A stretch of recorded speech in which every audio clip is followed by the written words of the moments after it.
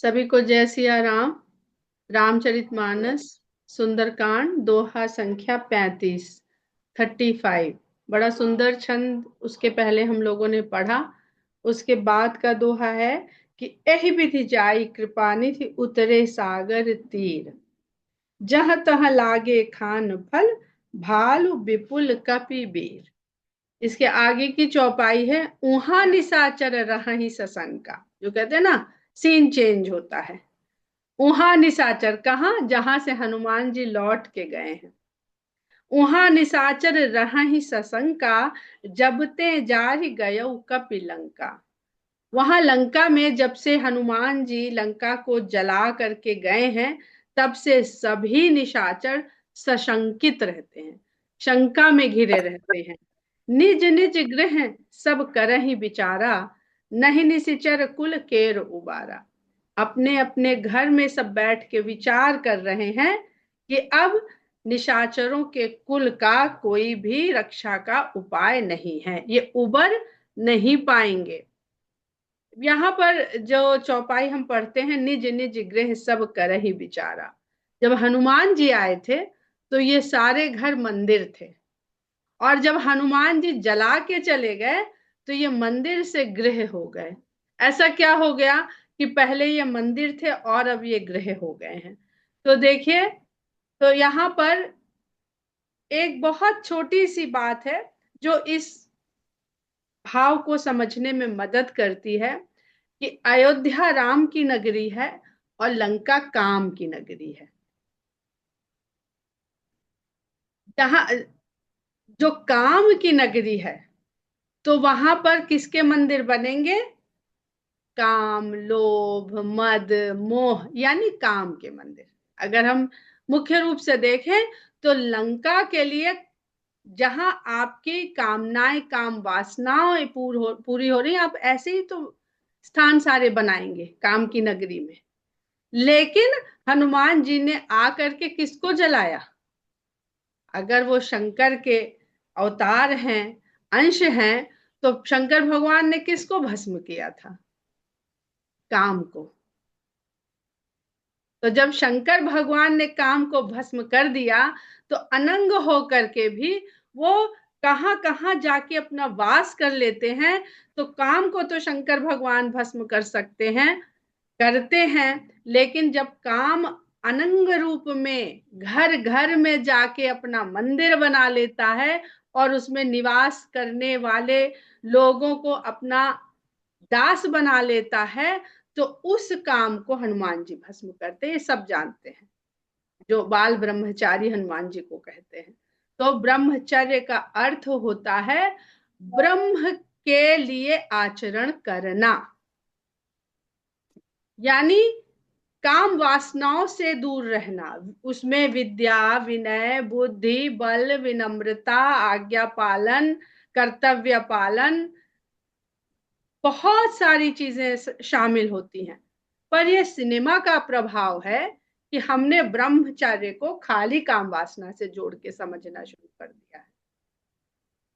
काम वासना हर प्रकार की वासना का या अंत है या मूल है। तो हनुमान जी जिसको जला रहे, और जब काम को भस्म कर दिया, जला दिया, तो काम के मंदिर वहां समाप्त हो गए। लेकिन अभी बचे कौन है? वो निशाचर। काम का बल कब बढ़ता है? काम का बल निशा में बढ़ता है। और इसीलिए जो काम के बल को अपना बल बनाए हुए हैं, यानी अपने बल को वहीं पर लगाते हैं, वही निशाचर हैं। तो निशा चली जाए या न चली जाए, वो निशाचर ही रहते हैं। वो रात दिन काम के ही दास बने रहते हैं। तो वो भस्म होने के बाद भी अब मंदिर नहीं रह गए, घर रह गए, लेकिन अभी उसमें निवास करने वालों के मन से काम भस्म नहीं हुआ है। वो राम ही कर सकते हैं।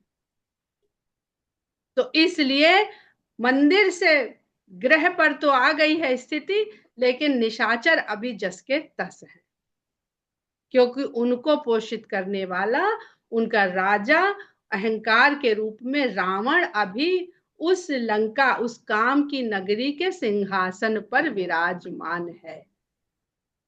तो निज निज गृह सब करहि विचारा, नहीं निश्चर कुल केर उबारा। जासु दूत बल बरनि न जाई, तेहि आए पुर कवन भलाई।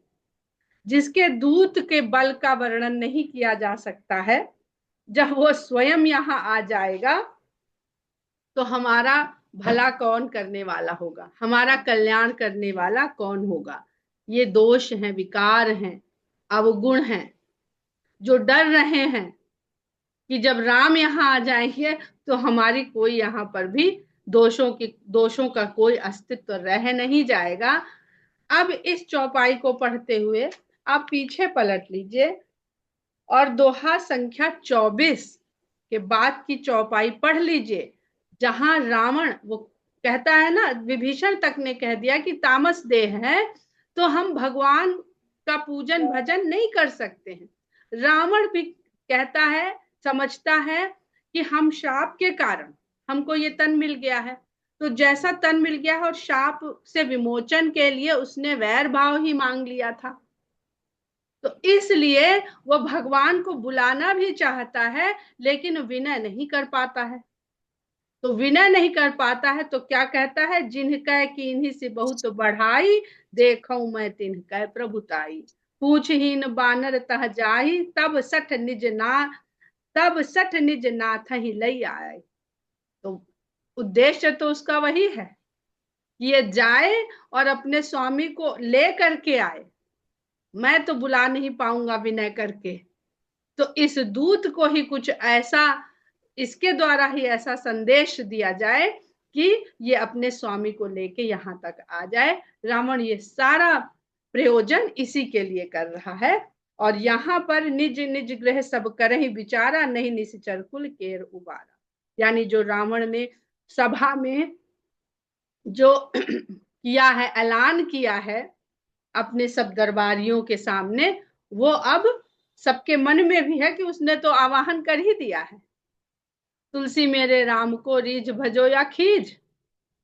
तो वो तो आएंगे ही आएंगे, क्योंकि संदेश तो इसने हनुमान के द्वारा भेज ही दिया है। लेकिन जो दोष हैं, विकार हैं, वासनाएं हैं, वो अपने आप में कलमलाने लगती हैं कि हमारा अंत निश्चित है। अब दूतिन सन सुनि पुरजन बानी, मंदोदरी अधिक अकुलानी। अपने जो मंदोदरी का अपना दूत सिस्टम है, उनका अपना विभाग जिसके द्वारा वो खबर अपनी रखती हैं, समाचार प्राप्त करती हैं, वो नगर वासियों की ये वाणी उन तक पहुंचती है तो मंदोदरी और अधिक व्याकुल हो उठती हैं। रहस्य जोरी कर पति पत लागी, बोली बचन नीति रस पागी। हाथ जोड़ करके पति के चरणों में लग करके विनती करती हैं और नीति रस से पगी हुई बात बताती हैं। मंदोदरी के ऊपर अभी हम लोग चर्चा करेंगे दोहा संख्या 36 तक पढ़ने के पश्चात। कंत करस हरिसन परिहरहु, मोर कहा अतिहित ही धरो। देखिए, जो अभी हम लोगों ने जिन दो चौपाइयों की बात करी, पहली तो पूछहीन बानर तह जाई, तब सठ निज नाथ ही लई आए, ले आए, ले आए। और मंदोदरी कहते हैं कंत करस हरिसन परिहरहु। करश का मतलब होता है अपनी ओर खींचना, कर्षण करना, कर्षण, आकर्षण, कृष्ण। पर किस भाव से खींच रहा है रावण? वैर भाव से। तो मंदोदरी कहती है कंत करस हरिसन परिहरहु, हे स्वामी, हरि को अपनी ओर विरोध के भाव से मत खींचिए, यानी शत्रु बनाकर उनको अपने पास मत बुलाइए। ये इस चौपाई में बहुत बहुत गूढ़ता है, जबकि नीचे अर्थ लिखा है कि श्री हरि से विरोध छोड़ दीजिए, जबकि करश का मतलब होता है खींचना। मोर कहा अतिहित ही धरहु, जो मैं आपसे कह रही हूं इसको, इसमें अपना बहुत हित जान करके इसको हृदय में बैठाइए, इस भाव को समझिए। समुझत जासु दूत कई करनी, श्रवहि गर्भ रजनीचर घरनी। जिनके दूत की करनी का विचार करके रजनीचर की राक्षसों की स्त्रियों के गर्भ गिर जा रहे हैं। काम की भावना से उत्पन्न हुई अगली काम भावना वो भी अपने को कमजोर माने ले रही है, वो भी क्षीण हो जा रही है, वो भी नष्ट हो जा रही है। ता सुनारी निज सचिव बुलाई, ऐसे व्यक्ति की पत्नी को बुलाई, अपने निजी सचिव को बुलवा करके पठवहु कंत जो चाहूं भलाई, उसको ससम्मान भेज दीजिए अगर आप अपना कल्याण चाहते हैं तो। तब कुल कमल विपिन दुखदाई, सीता सीत निशा सम आई। आपके कुल रूपी कमल वन के को दुख देने के लिए सीता शीत ऋतु की निशा के समान लंका में पहुंची है। सुनहु नाथ सीता बिनु दीन है, इतना तुम्हारे शंभु अज कीन है। वो बात उसने कह दी। कौन सी बात? कि शंकर तो काम को भस्म करने वाले हैं ही, और आपकी काम रूपी लंका नगरी को जलना शुरू हो गया है। जला के आपको ये एक आगाह किया गया है कि आपका कल्याण शंभु भी नहीं कर। आप भले उनके कितने बड़े भक्त हैं, पर आप काम की राह में लग गए हैं, आपने काम की नगरी बसा दी है, तो भला काम को भस्म करने वाले शंकर उस भक्त का भला करेंगे? बहुत बहुत अच्छी बुद्धिमत्ता पूर्ण बातें मंदोदरी कर रही है। सुनहु नाथ सीता बिनु दीन, हे नाथ सीता को दिए बिना आपका कल्याण शंकर भी नहीं कर सकेंगे।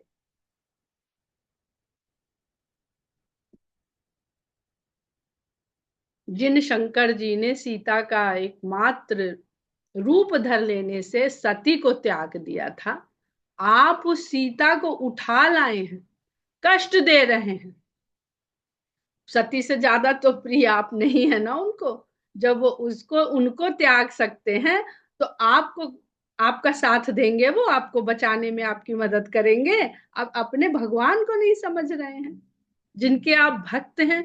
तो अहंकार इतना अधिक बढ़ा हुआ है रावण का कि वो अपने भक्त होने के भाव से इतना अहंकार में भर चुका है कि अपने भगवान को ही नहीं समझ पा रहा। राम बाण अहिगन सरिस निकर निसाचर भेक, जब लगी ग्रसत न तब लगी जतन करहु तज टेक।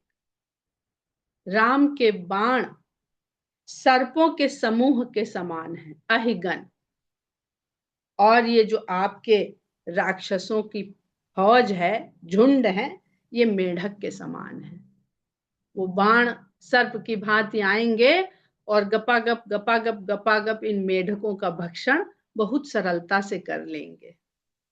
और जब तक ये गरज लें कि वो बाण चल पड़े और इन निशाचर रूपी मेढकों को भक्षण कर लें, उसके पहले ये टेक त्याग दीजिए और कुछ ऐसा यत्न करिए।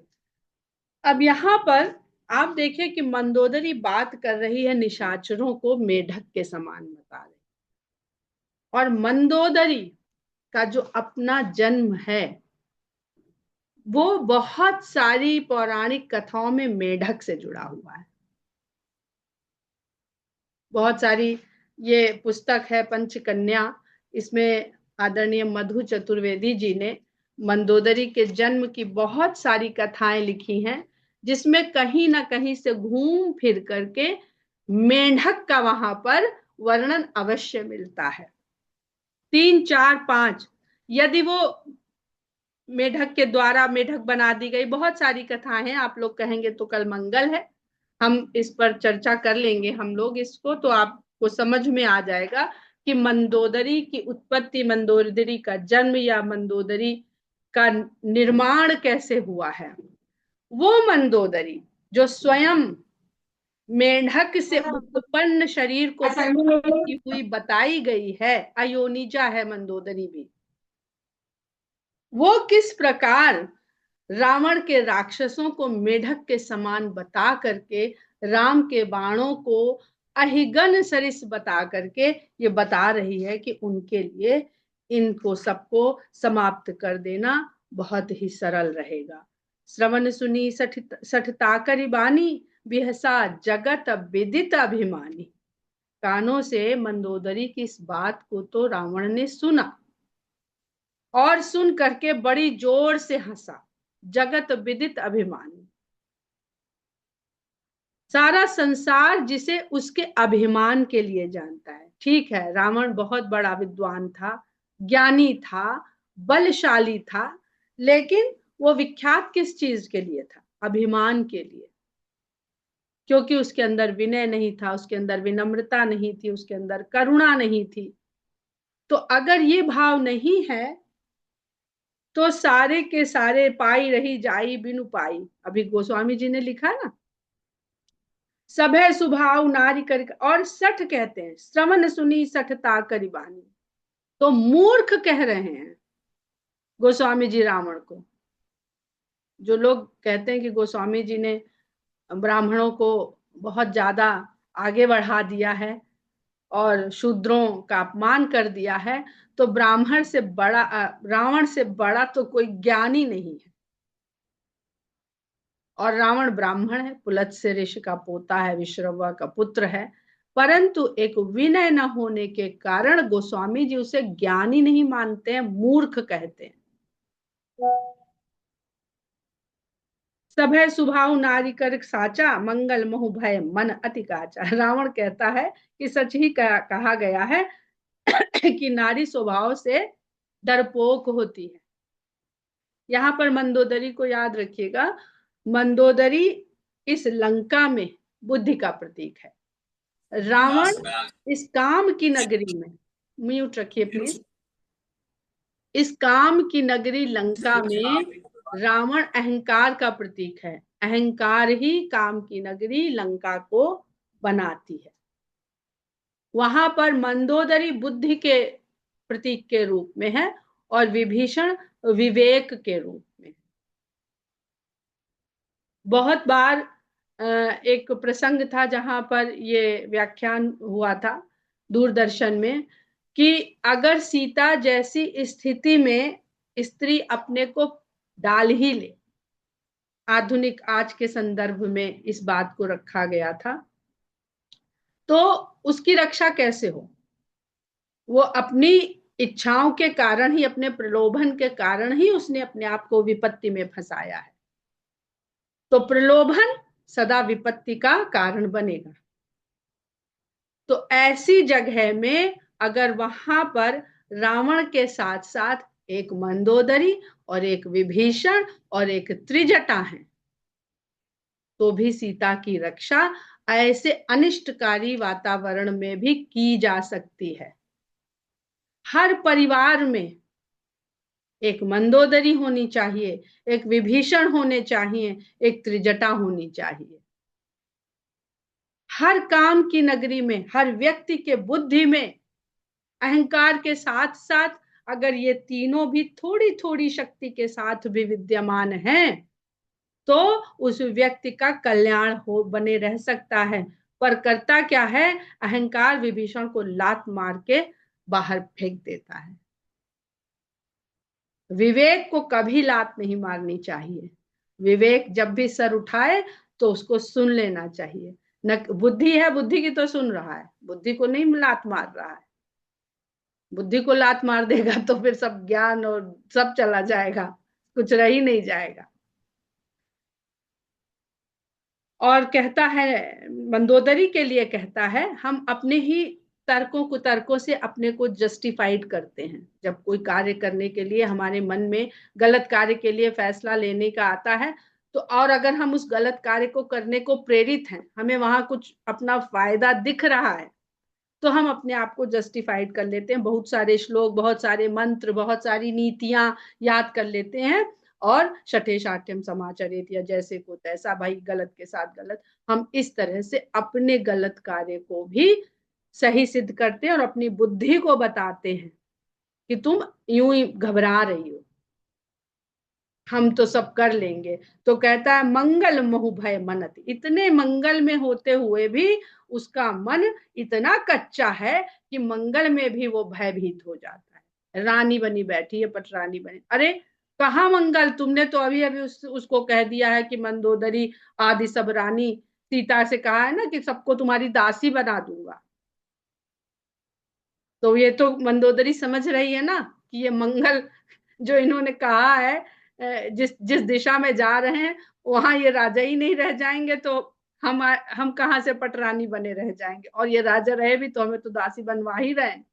तो बुद्धि तो अपना भला बुरा देख रही है, अहंकार अपना भला बुरा नहीं देख पाता है। ये बुद्धि और अहंकार में, ये मन बुद्धि चित्त अहंकार,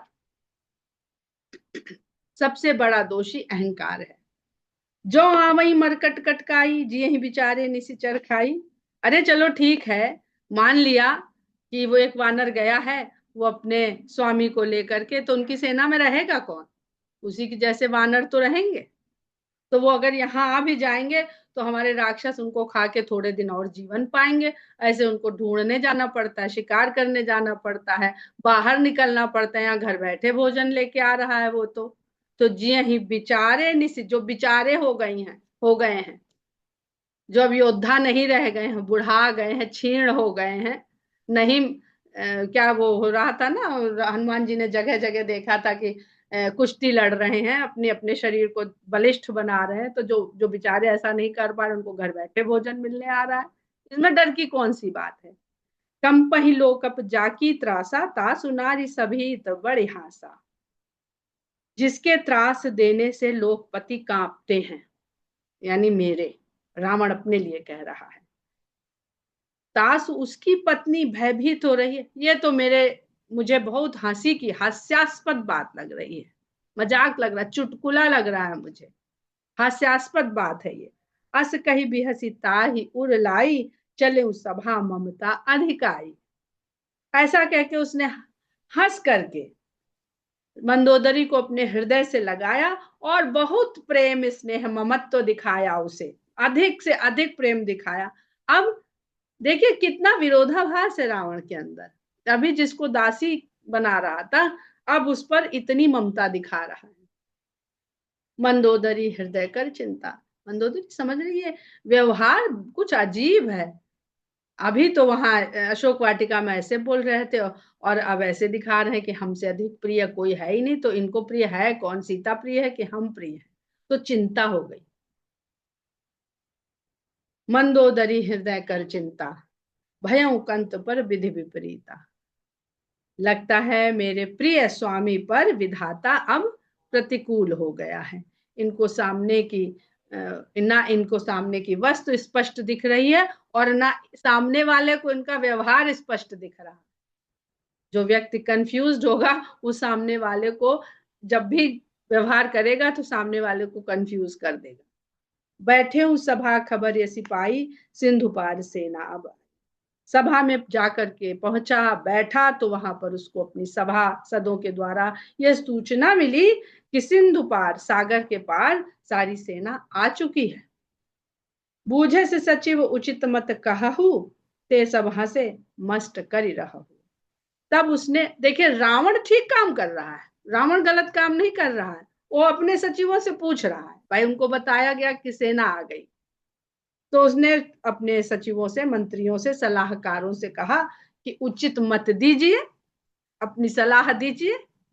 बहुत सुंदर दोहा है इसके बाद का, सचिव वैद गुरु तीन जो प्रिय बोले ही भयास, राजधर्म तन तीन कर हो ही बेगी ही नाश। तो सब कहते हैं, हंस के कहते हैं, अरे चुप बैठिए आप भी, ये कोई बात है करने वाली? मौन साधिए, ये तो करने वाली बात ही नहीं है। इस पे आप चर्चा करना भी आवश्यक नहीं, आप सलाह की बात कर रहे हैं। तो ये क्या है? चाटुकारिता है। रावण के त्रास देने से सब इतने भयभीत रहते हैं कि उसकी हाँ में हाँ मिलाते हैं। अब जो हाँ में हाँ नहीं मिलाएंगे उनका हश्र दिख जाएगा। तो गोस्वामी जी दोनों बात यहाँ पे प्रस्तुत कर रहे हैं कि क्यों वो उचित मत नहीं दे रहे हैं उसको, क्योंकि उनको पता है कि ये वही सुनना चाहता है, ये वही सुनेगा जो ये सुनना चाहता है। जिते सुरासुर तब श्रम नाही, नर बानर के ही लेखे माहे, और उसकी प्रशंसा करते हैं। जब परशुराम जी अपनी प्रशंसा कर रहे थे तो लक्ष्मण जी उन्हें बार बार उनकी प्रशंसा में उनकी उनको याद दिला रहे थे कि इतने अपने प्रशंसा में, अपने कार्य पे, अपनी क्षमताओं पे इतने मत खो जाइए। ठीक हनुमान जी ने जब रावण ने कहा मेरे बारे में सुना नहीं है, तो उन्होंने बाली और सहस्त्रबाहु की कथा कही। अच्छा अच्छा, हाँ सुनी तो है, बाली और सहस्त्रबाहु का प्रसंग ले आए। पर यहाँ पर कोई वो प्रसंग जिक्र ही नहीं करना चाहता जहां रावण की पराजय हुई है। सब वही प्रसंग कर रहे हैं जहां रावण की विजय हुई। तो कहते हैं कि अरे, जब देवों को और असुरों को जीता, तब आपको कौन सा श्रम करना पड़ा? ये तो नरवानर है, ये किस लेखे में है, ये कौन सी गिनती में आते हैं? इनके लिए अब आप सभा बुलाएंगे, इमरजेंसी कॉल मीटिंग बुलाएंगे, और उसमें स्ट्रेटजी बनाएंगे, युद्ध नीति बनाएंगे, सलाह लेंगे। उसके अहंकार को पोषित कर रहे हैं। तो सचिव वैद गुरु तीन जो, प्रिय बोले ही भयास। अगर भय के कारण आपके सलाहकार, मंत्री, आपका चिकित्सक, वैद्य, डॉक्टर और गुरु, ये केवल वो बोले जो आपको प्रिय लगे, जो आपको अच्छा लगे। सचिव वैद गुरु तीन जो, मुझे बहुत पसंद है ये दोहा। प्रिय बोले ही भय आस, राज धर्म तन तीन कर, हो ही बेगी नाश। अब राजानी जी ने बताया है कि इसमें त्वरा है, तो यहां भी त्वरा है कि शीघ्र ही, बेगी ही, देर नहीं लगेगी। इतना सुंदर इन्होंने बता दिया है सुंदर कांड में कि बहुत त्वरा है। तो हर जगह बात वो आ जाती है, चाहे वो सीता जी के पास पहुंचने की हो, खोजने की हो, चाहे राम तक संदेश पहुंचाने की हो, और चाहे दौड़ के रामचंद्र जी को लेके आए। सुग्रीव ने कहा है एक जगह कि अरे वो तो हमारा, अंगद ने, कि वो तो हमारा धावक है, हमने तो, वो तेज बहुत दौड़ता है, इसलिए उसको भेजा था कि जो सबसे तेज दौड़ता है वही सब, वो लड़ने और जलाने और किसी को मारने तो हमने भेजा ही नहीं, तो हमारा योद्धा है ही नहीं। इसी सुंदर कांड में मिलेगा। तो कहते हैं राज्य का, धर्म का और तन का शीघ्र ही नाश हो जाता है। डॉक्टर गलत बोलेगा, आपको अच्छा नहीं बताए कि भाई आपको फलानी बड़ी भयंकर रोग है, नहीं, आपको सब बढ़िया, कोई डायबिटीज वायबिटीज नहीं, आप खाइए, मिठाई खाइए खूब बढ़िया। क्योंकि अगर बता देंगे डायबिटीज है तो अभी निकाल देंगे हमें, हमारा खाना पीना बंद करवा रहा है ये तो। उसी तरह है सचिव, और उसी तरह है गुरु।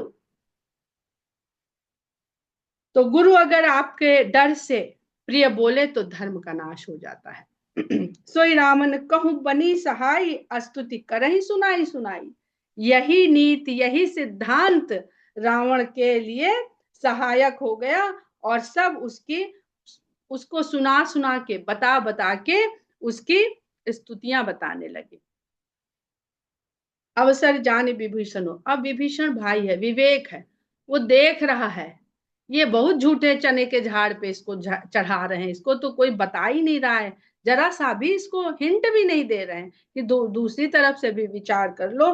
तो विभीषण ने सोचा कि अगर इस समय भी मैंने इसको सचेत नहीं किया तो इसके साथ बड़ा अनर्थ हो जाएगा। अवसर जाने विभीषण आवा, भ्राता चरण शीस तेहि नावा। भाई के चरणों में उसने शीश नवाया, और पुनि सिर नाई बैठ निज आसन। शीश नवा करके अपने आसन पर बैठा, बोला बचन पाई अनुशासन। और जब रावण ने आज्ञा दी कि हाँ भाई कहो, तुम भी ऐसा लगता है कुछ कहना चाहते हो, क्या कहना चाहते हो, कहो, अपने आप नहीं बोला, क्योंकि भय तो उसे भी है ना। जो कृपाल पूछी हूं मोहि बाता, मति अनुरूप कहूं हित ताता।